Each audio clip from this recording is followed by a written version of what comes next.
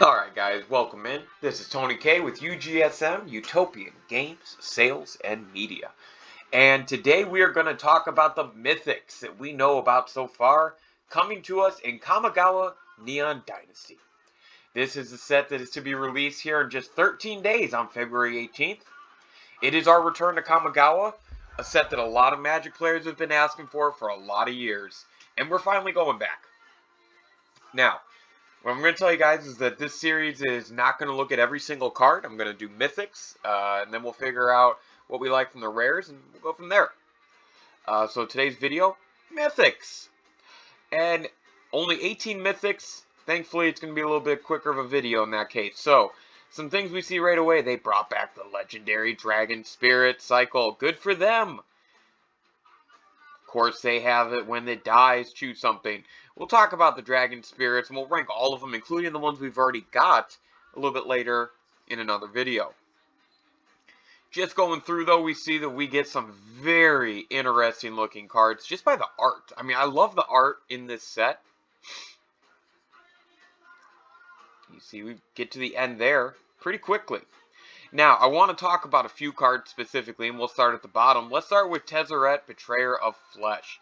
This 4 cast total, or I guess I should say 4 mana value, blue Planeswalker, has some interesting things that I think you guys need to make sure you don't overlook.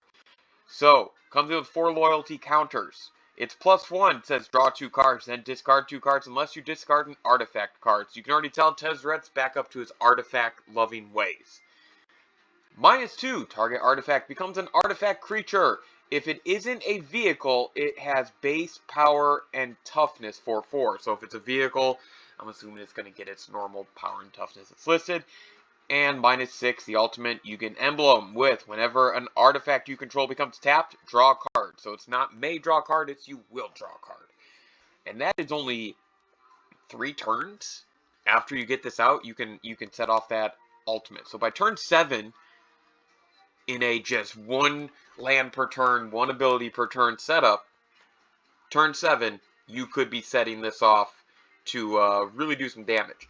But what really makes this card stand out to me, not the boring old loyalty abilities and whatnot, it's this text at the top.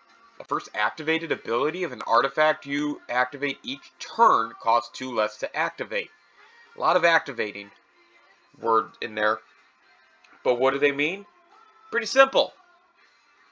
If you have artifacts that are going to cost an activation ability while they're on the battlefield to get up and rolling, you can, for the first one, each turn, not just your turn, each turn, it costs 2 less.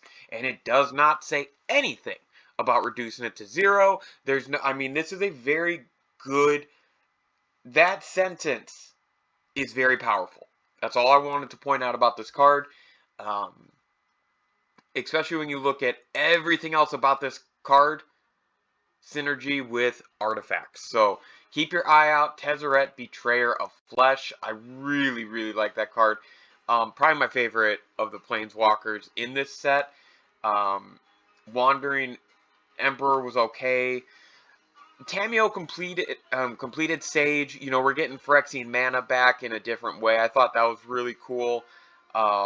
Where if you use that Phyrexian mana, now you not only lose 2 life, but it comes in with fewer counters. So I thought that was kind of cool.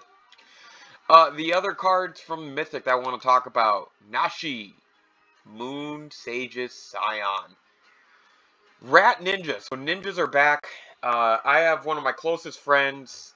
He is a huge fan of the ninja tribe. That's actually got him back in, or got him into Magic in the first place. Was I think there was a couple of ninjas that were really good from the Plains Chase set. He's only been playing for a couple of years. This was a big set for him, and I'm excited because we do have some good ninjas. Not great. I don't think we're getting great, and I think that they missed the mark on a few things. We'll talk about that in another video. Let's talk about Nashi, Moon Sage. Sage's Scion, excuse me. So it's going to be 3 mana value with 2 black and a white, colorless, sorry, generic. It's got the ninjutsu for 4 total. And it's a 3/2 Rat Ninja legendary creature. But what does it read? What is all this text here? Because one of the things about ninjas that you need to make sure you understand is that they rely on this ninjutsu ability. So getting that attack in, it's what happens when they actually deal damage. Let's talk about this one. So when this deals combat damage to a player, exile the top card of each player's library. Until end of turn, you may play one of those cards. If you cast a spell this way, pay life equal to its mana value rather than paying its mana cost. Oof, a lot to unpack there, right? Let's talk. So first, the exiling of cards. Let's say you're playing in a 4-person commander pod. You deal damage to one of the opponents. The other 2 opponents have to exile as well. So you are going to get 4 cards off the top because it does include yours in that scenario. What I really like, though, pay life. So you can pay life instead of paying for its mana cost. That's pretty cool. In the right deck, this could do some real damage. Keep your eyes out. Alright, so let's go back. See, there's our other Planeswalker. This one's supposed to benefit the ninjas. Last card I want to talk about. Now, I could do this old Progress Tyrant. It's going to cause a lot of fights. A lot of fights. I want to talk about Explosive Singularity. My favorite color is red. And that's a hard decision to make, but I think it's red. This is a card that is going to find its way into a lot of my red decks. For a total of 10 mana value, this can, at sorcery speed, it can deal 10 damage to any target. However, you can tap an untapped creature you control to reduce its cast by 1. So if you have 8 creatures on the board, you can do 10 damage for 2 red. Obviously, that's the extremes. You're more likely to get this into a spot where it's anywhere from that 3 to 5 creature range. But my god, what a card. And to do it in red, with it being direct damage to any target, I think is sauce. Absolute saucy. My only request would have been this as an instant.